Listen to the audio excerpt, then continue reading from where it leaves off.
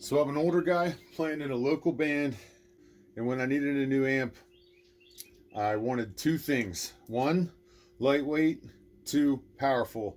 And I found it in this Quilter bass block.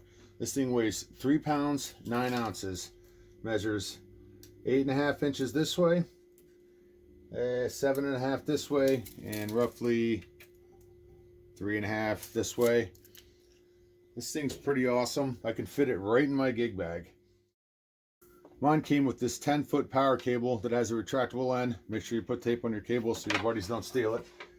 Just plugs in the back and snaps into place. So it locks in, which is pretty awesome. I like that.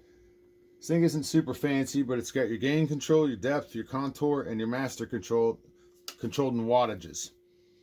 We've got a passive input and an active input, and there's actually a mute button on here too that'll light up when it's on mute. I've actually hit that by accident a few times. This thing will push 800 watts through 4 ohms, 4 ohm cabinets. So you get the speaker output here, and you got 2 1/4-inch outputs. You've also got a line out and a line in. Very simple, very powerful, very loud, and very light. Fits right in your gig bag. I love this thing.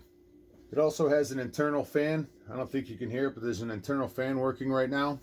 It comes with this, mine came with this cool, really nice Quilter carry case that has a pocket in the side. It's got a nice setup where the feet fit right inside of the case. Padded, protected, soft on the top.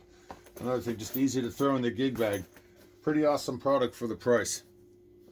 With the amount of power that this thing's able to push, I have no problem at all. At practice, a small bar, club, it's got more than enough for anything I'll ever need to do as a local musician.